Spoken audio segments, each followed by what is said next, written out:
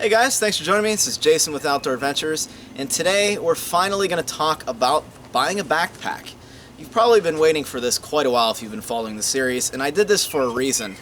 In my first video I said I want you to go out and get all the gear that you're going to need for your hiking trip, and then bring all that gear up to your outdoor store, your REI, whatever, and put all that gear in your backpack and then choose.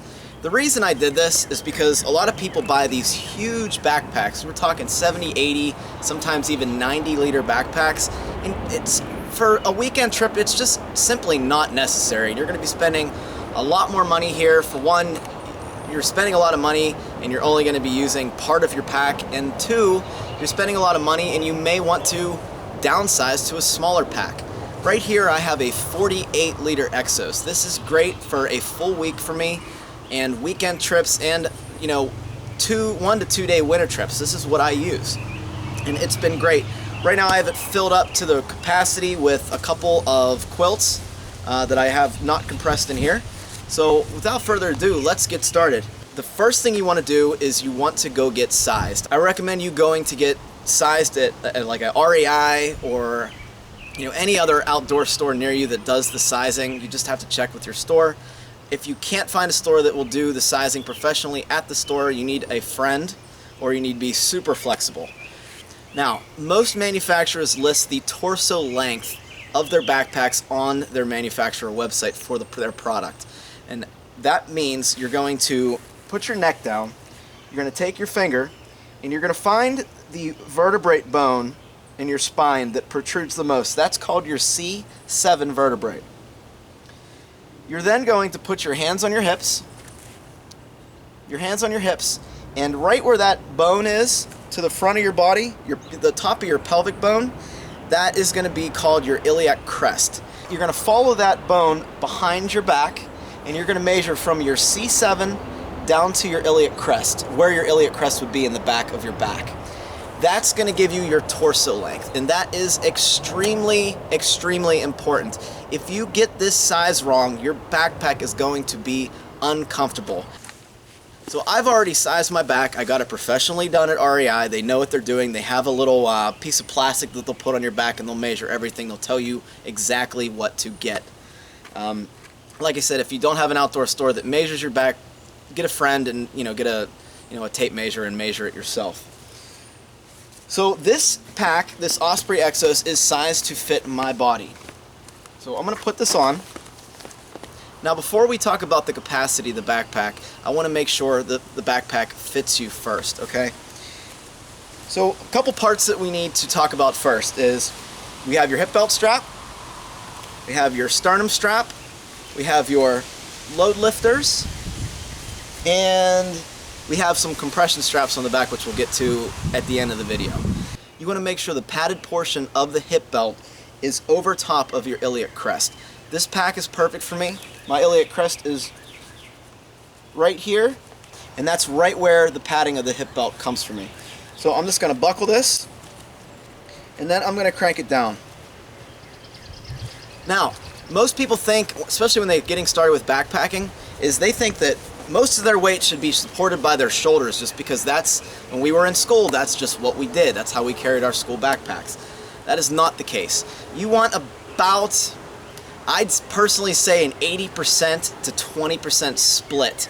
So 80% of the weight needs to go on your hips, 20% needs to go on your shoulders. And when you put on your strap, your shoulder straps, you should barely feel any pull on the top of your shoulders. Another thing that's going to help stabilize your pack is your sternum strap. This just goes across this bone in your chest, okay? Just going to go right over here. So right now I am pretty good as far as the fit on this pack. Now, one final adjustment we need to make to this pack before we're ready to go hiking is we need to adjust the load lifters. Right now you can see the pack is kind of leaning backwards a little bit, and we want that to be, I'd say, at a 45-degree angle maybe. I just like to crank it down just a little bit, just so it's snug up against my chest, okay? And that is going to provide you walking stability. And what I mean by that is it's not gonna flop back and forth. So if I take these load lifters off, it's not gonna walk, or it's not gonna flop back and forth on my back. Okay, it barely moves now. That's gonna be how you size your pack. If you bought all your gear up to this point, good job, you did exactly what I hoped you'd do. Now take all your gear up to REI or whatever outdoor store you have, and I want you to find a backpack that you like, that fits you properly. Fill that backpack up. It doesn't matter how you pack it at this point, just fill it up. It would matter more if you're going to spend an extended amount of time in this pack, but for now, on all intents and purposes, this is just going to give you an idea. We'll get into how to pack your backpack in a later video. Pretty much the next time I go on a trip, I'm just going to show you guys what I do. So for me, I'm using a 48-liter backpack, okay? Now, I recommend, for people that are doing just day hikes, I'd recommend somewhere between I'd say a 20-liter and a 30-liter. Anything bigger than that, I just don't see you needing it, okay? That'll be enough to carry your water, that'll be enough to carry your food, maybe, you know, a tarp just in case it's raining, rain gear, and some extra clothes if needed. For people that are going on a 3-day trip, basically your weekend trip, your Friday, Saturday, Sunday, and come back Sunday evening, I'd recommend anywhere from a 38-liter to a 65-liter. 65 is going to be on the high side, but that's what I started with, and whenever I first started, all my gear was pretty big, and it barely fit in that 65-liter. So hopefully you've taken some tips from me to kind of get lower weight and lower pack size up to this point, and I think anything between a 38 and a 65-liter will do you fine. I tend to like the 48-liter right in this range because it does exactly what I need it to do, honestly. It's just a perfect fit for me. For anything longer than that, you could go up to, I'd say, 58 and maybe 70 liters. I wouldn't go any more than 70 liters. Unless you're going for a really, really long time.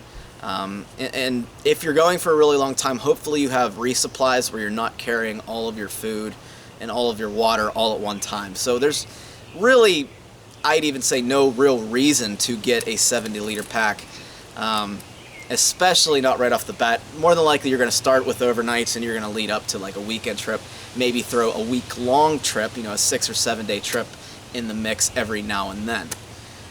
Now, I like Osprey's design for the water bottle pockets on the sides for one main reason, and that reason is I'm able to just reach back here, get my water out, take a drink,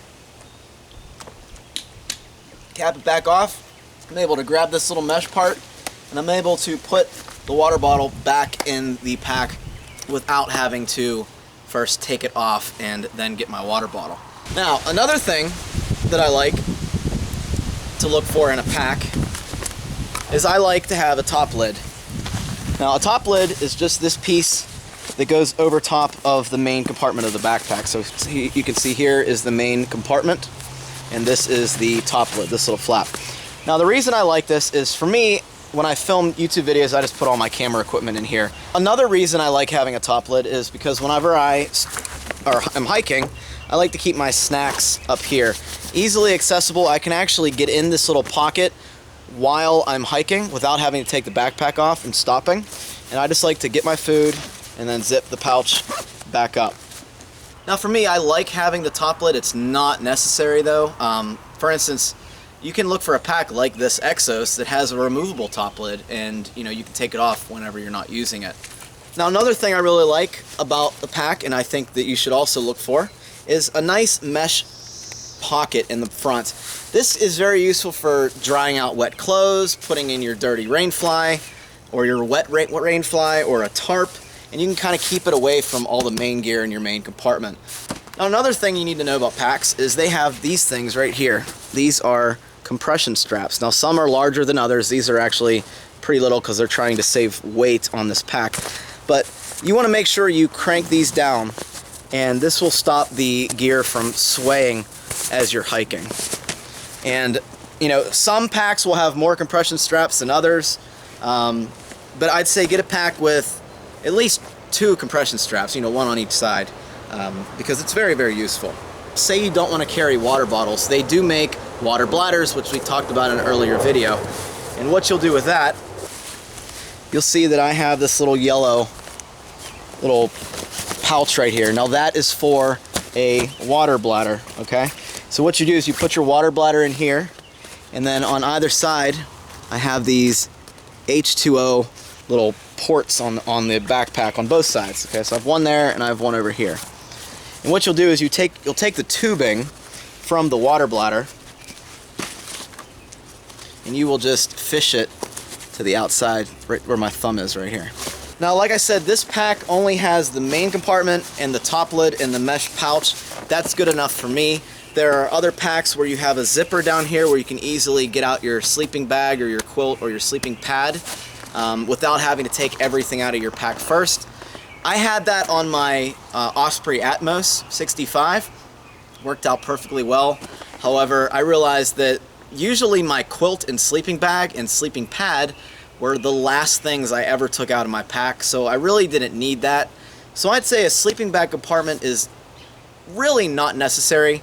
For beginners, it's kind of a good idea just because you have that extra organization where you can get stuff out without having to unpack everything. Some packs have multiple storage compartments. This pack does not. Every pack is going to be different here. The most important thing that I could tell you is don't overbuy. You know, don't get a huge pack. Just get the liters that you need. Take your gear up and size it yourself. Get your back sized, get your body sized, get your waist sized, and make sure the pack is comfortable. Throw 20, 30 pounds in your pack. I wouldn't go any more than that, and make sure it's comfortable. I went up and I skimped on this the first time I got a backpack. You know, I went up to, I think, Dick's Sporting Goods, and I just got some cheapo outdoor gear, something or other. I don't even remember the thing. But it wasn't sized, it was huge, and it was not comfortable whatsoever. You want a pack that will distribute the load to your shoulders and your waist, and you just want to get something very comfortable here, okay? So guys, like I said, we will go into how to pack your backpack at a later date. Just, you know, you have to bring all your stuff up with you and make sure it fits, and get a backpack that just fits all your stuff, and I'd say get something 5 to 10 liters more than that, because remember, we haven't gone over food and we haven't gone over clothing. That is probably going to take up probably 10 to 12 liters extra. So keep that in mind whenever we do that, whenever you're looking at a backpack, and size accordingly. I can't stress that enough. Don't get a huge pack here. It's really not necessary. I will post in the description a lot of popular pack brands and models. Just look at the links below in the description box for this video. And as always, if you're on the fence on what to do, if you have questions, if you have concerns, don't hesitate to comment below, and I'll get back to you as soon as possible.